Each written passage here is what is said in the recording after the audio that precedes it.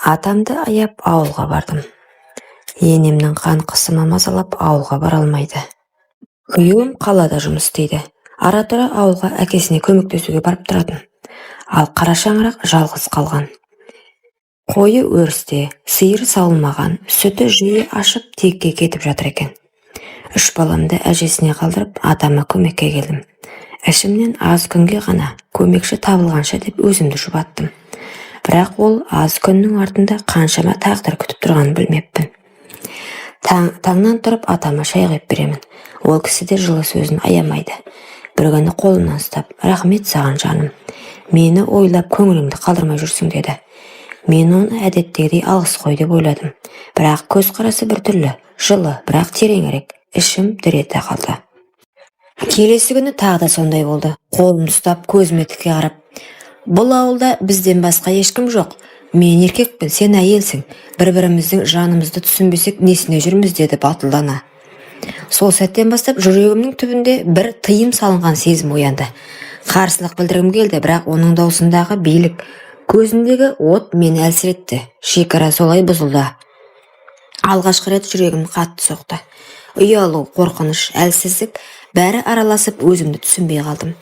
Бірақ содан кейін күн сайын ол маған бұрынғыдай емес қарады. Әр қимылы, әр демі мені бір құмарлықтың құрсауына тартып әкетті. Мен өзімді ақтап алғым келді. Бұл уақытша, бұл құпияны ешкім білмейді, бірақ іштей білемін. Бәрі бір күні ашылады.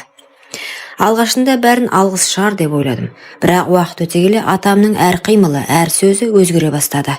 Көзіне қарасам әлде бір ыстық от жанып тұратын. Бірде ол менің екі омырауымнан ұстап қана қоймай, санымнан қысып алды. Жүрегім тас төбеме шыққандай болды. Ата, қойыңшы, ұят емес пе деп тартыншақтадым. Ол жай ғана күліп қойды. Бұл ауылда бізден басқа ешкім жоқ. Сен де, мен де. Кімге не демексің? Ешкімге дәлелдей алмайсың. Қорықпа, бәрі өзіміздің арамызда қалады, деді. Өз жұмысыңды жасап жүре бер. Оның үні жұмсақ та, бірақ әмірлі естілді. Бір сәтке өзімді тұтқын сияқты сезіндім. Қарсыласқанмен әлсіз едім. Іштей жоқ десем де денем дірілдеп, қарсы тұруға шамам жетпей қалды. Сол түннен кейін мен өмірім өзгерді.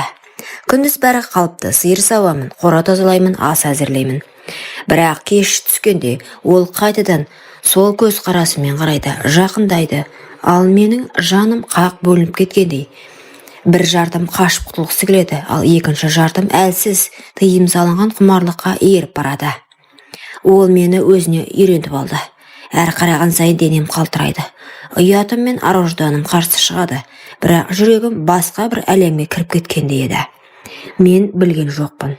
Бір күні осының бәрі әшкере болатынын. Күндер сырғып өте берді. Ішімде ұят пен құмарлық, қорқыныш пен әлсіздік бір-бірімен араласып жатты. Бір күні күтпеген жерден күйеуім ауылға келді. Менің ішім бір түрлі мазасыз еді. Өйткені дәл сол күні де атам тағы да жағындап қолымнан ұстап, иіскеп, ыстық сөздер сыбырлап жүрген. Сол сәтті күйеуім көріп қалды. Бұл не масқара деп айқай салды. Дүнием төңкерілгендей болды. Сен менің әкемді азғырғансың, сенің арсыздығыңа жол болсын деп дүрсе қоя берді. Жүрегім қарс айырылды. Қанша айқайласам да, қанша шындығымды айтсам да ол сенбеді. Жоқ, тыңдашы, бұл менің кінәм емес. Мені деп жылап тұрдым, бірақ сөзімнің бәрін жел ұшырып әкетті. Оның құлағымда тек өз ойы ғана жетіп тұрды. Сол сәтте түсінгенім атамның айтқаны рас екен. Ешкім сенбейді, ешкім дәлелдей алмайды. Күйеуімнің көзіне қарай алмай қалдым. Ол болса мені емес, әкесін қорғап бақты. Мен амалсыз 3 баламды ертіп, төркініме қайттым. Артымнан талай сөз ілесті. Әкесін азғырған келін, қарабет әйел. Жүрегім қанжыласа да амалым жоқ еді. Күйеуім мені ақтап емес, әкесін аман қалып қалудың жолын іздеді. Ақыры ойға қонымсыз адамға барды. Күйеуім мен емес, әкесін қорғап қалуды ойлады. Әкемді түрмеге жапқызбаймын деді. Сөйтіп амалсыз жынды деген анықтама жасатып, оны жындыханаға жатқызды. Мен ол жерге бір рет бардым. Қол-аяғы кісенделгенде әлсіз, көздері жасаурап қалған атамды көрдім. Көзіме тура қарады да, сен ғана мені түсінесің, сенсіз ешкім жоқ деп сыбырлады. Жүрегім шым ете қалды. Ол адамды жек көріп те тұрмын, аяп та тұрмын. Қайсысы басым екен өзім ажырата алмадым. Шындығанада оңай емес екен. Бір кездері елдің сыйлы қариясы болған адамды тәрбиешілер бала сияқты күзетіп жүрді. Бірде ашуланып айқайлап, бірде көз жасын көлдетіп отырады. Өз-өзінен күліп, кейде маған қарап жаным деп сыбырлағандай болады. Қорқатынмын.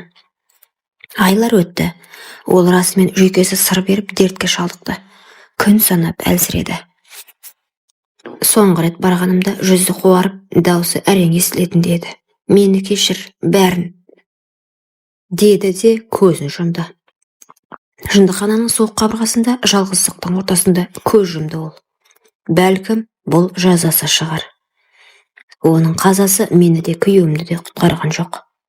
Керісінше таңба болып жабысқандай тағдырдың қарадағы болып қалды. Мен қалаға қайта оралдым.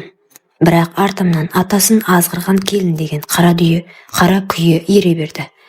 Күйеуім екеуміз екі бөлек жолға түстік. Балаларым үшін бәрін ұмытқым келді. Жылдар өте мен қайта тұрмыс құрдым. Жүрегім тыныштық тапты. Бірақ ол оқиға менің жан дүниемде жазылмас жара болып қалды. Ал күйеуім болса жалғыз. Әкесінің көлеңкесін арқалап өмір бойы соның салмағымен жүрді. Күндер өтті, уақыт бәрін өзгертті. Бірақ менің жүрегімде сол қара шаңырақтағы түндердің ізі мәңгі қалды. Балаларыммен бірге қалаға оралдым. Әр күн сайын өткен өмірімді ойлап, жүрегім қақ бөлініп, ұялдым да қорқып та кеттім.